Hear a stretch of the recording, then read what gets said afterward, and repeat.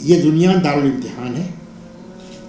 اللہ نے انسان کو یہاں پیدا کیا ایک مقصد سے. وہ مقصد اس کی آزمائش.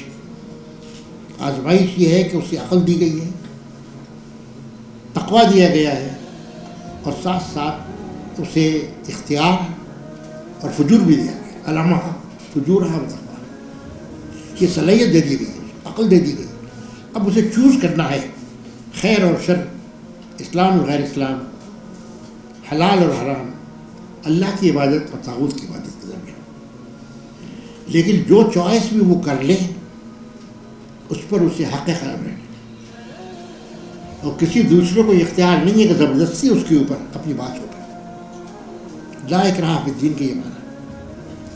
اور لا اکراہ فی الدین کا جو کانٹیکسٹ سورہ بقرہ ہے وہ یہ واضح کر دیتا ہے کہ پہلے آیت کرسی جس میں اللہ کا دین کا تصور آ گیا, اس کی کرسی, اس کا اقتدار, اس کے بعد کہا گیا کہ لا اکراہ فی الدین.